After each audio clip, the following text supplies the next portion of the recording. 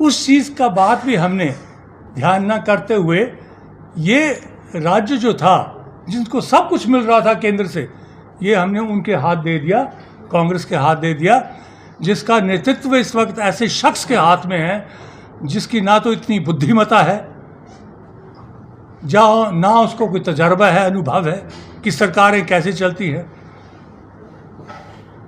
मतलब इस वक्त दिवालिया हर प्रकार से फाइनेंशियली वित्त विषय के मात्र नहीं, हर प्रकार का दिवालिया निकाल रखा है उस इंसान ने, उस कांग्रेस के हाथ में दे दी।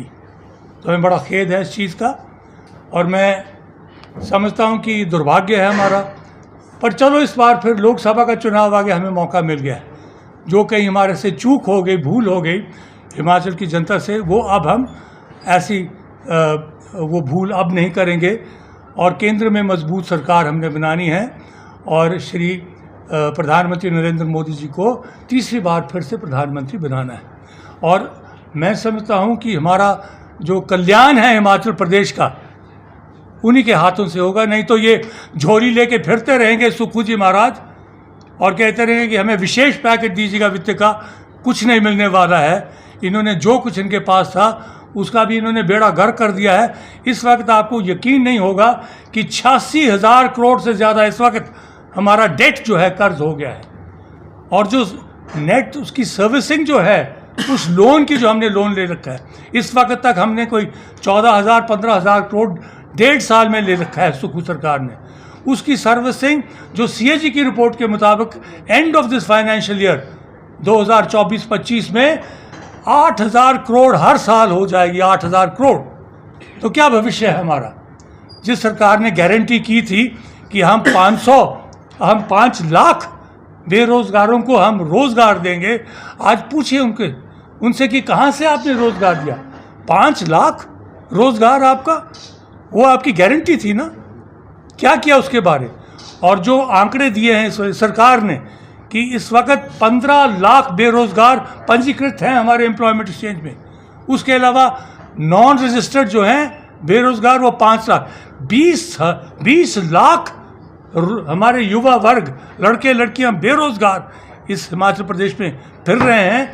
तो फिर वो नशेड़ी क्यों ना हो? ड्रग्स का यहाँ जो इस वक्त दौर चला है, क्यों ना चले? क्योंकि आपने उनके लिए दरवाजे सारे बंद कर रखे हैं।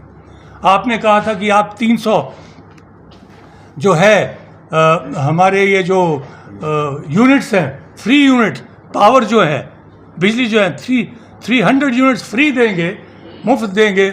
आज जो हमारी पूर्व सरकार बीजेपी की सरकार थी 125 फ्री यूनिट्स देती थी, उसके ऊपर भी आज ताला लगाने वाले हैं ये। और फिर आपने कहा था कि 1,500 रुपया जो है महिलाओं को लगाएंगे 20 से लेके 60 वर्ष तक। अब चुनाव के पहले आपने कहा कि हमने 1500 रुपये बांटना शुरू कर दिए और जून में हम इनको 3,000 देंगे। 3,000 देंगे कैसे आप, जब आपके पास पैसा ही नहीं है? और अगर आपने 1500 देना है तो उस वक्त से दीजिएगा ना जब आपकी सरकार बनी थी। तो एक महिला को 27,000 रुपया बनता है, तब से 27,000 रुपया। और वो जो गणित किया गया था, जो आंकड़े दिए गए थे, वो 33 लाख महिलाओं को between the age of 18 and 20 years बनता है। तो कहाँ से देंगे आप पैसे? और देखिए उन्होंने जो परफॉर्मा दिया है, इसके लिए मज़ेदार परफॉर्मा है। इस परफॉर्मा में जो महिलाओं को भरना पड़ता है, उसके लिए हकदार होने के लिए 26 कंडीशंस, 26 शर्तें लगाई हुई हैं। अगर आप ये इस कैटेगरी के होंगे आपको नहीं मिलेगा, इस वर्ग के होंगे आपको नहीं मिलेगा। तो बड़ी मुश्किल से मैं समझता हूँ कि इनके पास 1 लाख महिला भी ऐसे इन शर्तों को जो उन शर्तों के अंतर्गत जो आती हों, 1 लाख भी नहीं रह जाएंगी। तो धोखा धोखा धोखा, हर जगह धोखा है इनका।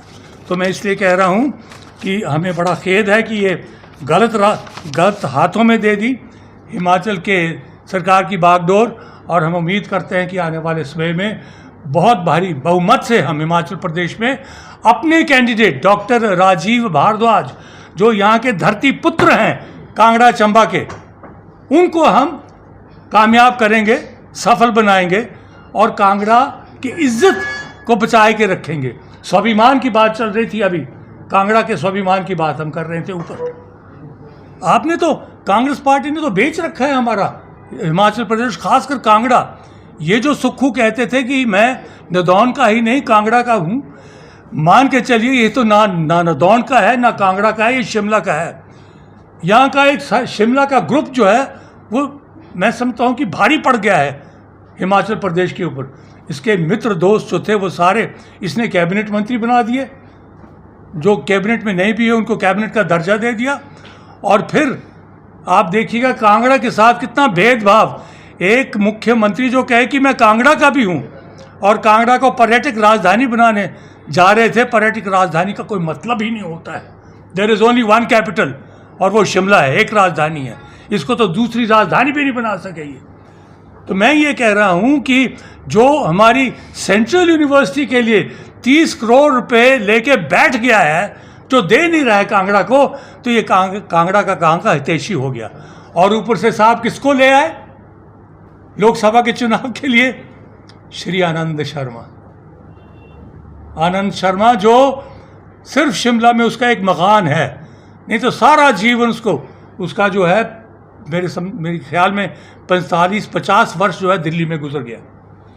वो एक टूरिस्ट की तरह आ जाता है यहाँ के। जब राज्यसभा के चुनाव होते हैं तो एक सीट उसके नाम पे दे देते हैं, वो राज्यसभा का मेंबर बन के चला जाता है और फिर बड़ा भारी देश का नेता बन जाता है।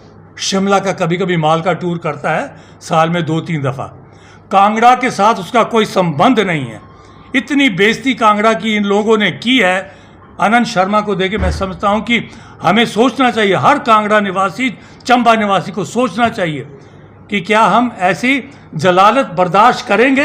ये जो अपमान हमारे साथ हो रहा है, हमारे पास नुमाइंदगी करने के लिए कोई नहीं रह गया था कांग्रेस के पास भी।